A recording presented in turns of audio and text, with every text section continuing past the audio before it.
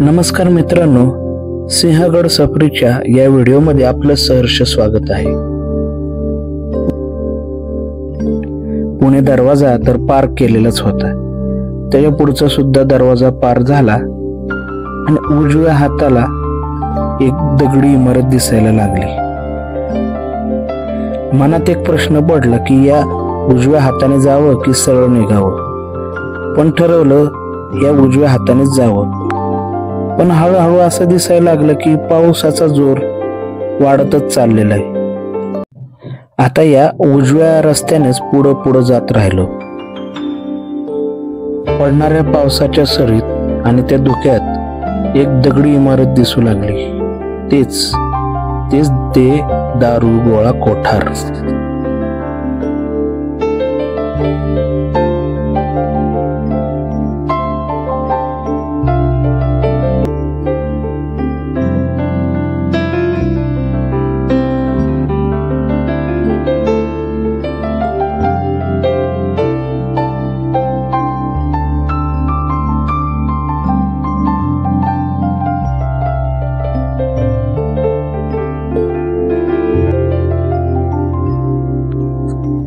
असं म्हणतात की दिनांक 11 सप्टेंबर 1751 मध्ये या कोठारावर वीज पडली आणि या अपघातात गडावरील त्यावेळच्या फडणीसांचे घर उद्ध्वस्त होऊन घरातील सर्व माणसे मरण पावली होती।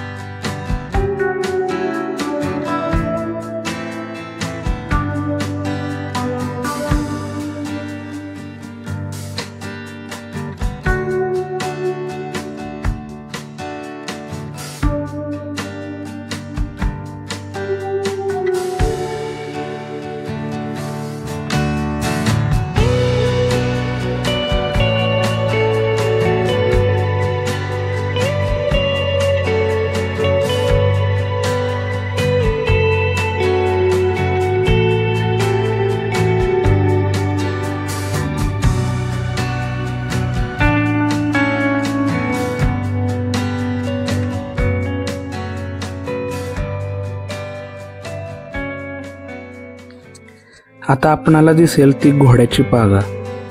खरं पाहिलं तर ही घोड्याची पागा नाहीच आहे मुळी।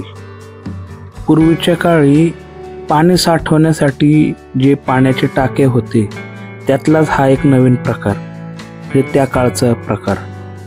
फक्त याला दगडी खांब असल्या कारणाने आपल्याला ते घोड्याच्या पागेसारखे दिसतात, पण आज जर जाऊन पाहिलं तर एक उंचीभर पण म्हणजे घोड्याच्या उंचीपर्यंत पण ह्याची उंची पोचू शकत नाही।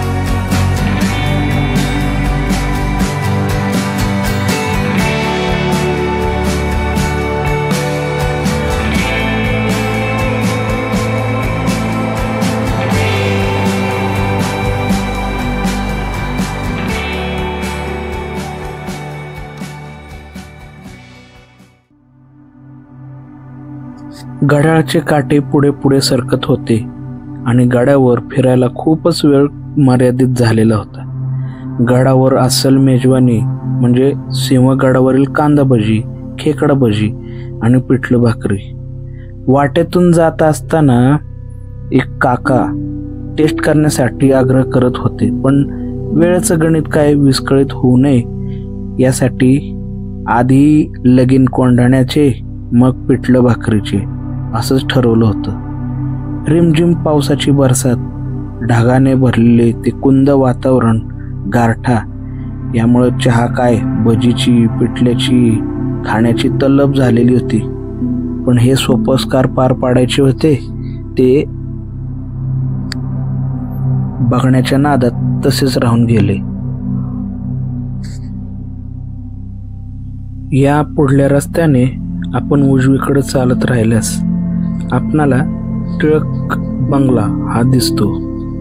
1915 साली महात्मा गांधी व लोकमान्य टिळक यांची भेट याच बंगल्यात झाली होती.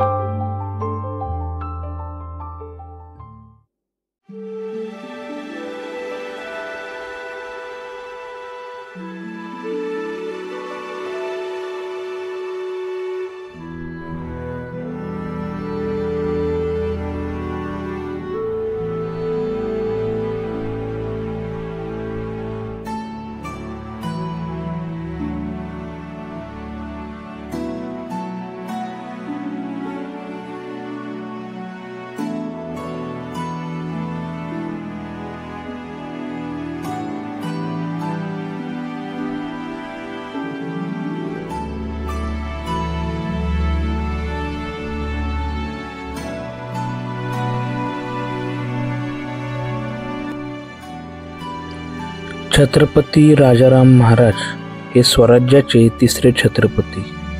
जुल्फिकार खानच्या वेळात छत्रपती तामिळनाडू इथल्या स्वराज्यातील जिंजी या किल्ल्यात अडकतात, परंतु अत्यंत शिताफीनं जिंजीचा वेढा फोडून स्वराज्यात येतात आणि छत्रपती शिवाजी महाराज आणि धर्मवीर संभाजी महाराज यांशिवाय पोरकं झालेल्या महाराष्ट्राला, मराठ्यांना एक नवचैतन्य निर्माण होतं आणि मराठ्यांचा या स्वातंत्र्ययुद्धाला एक नवी धार प्राप्त होते.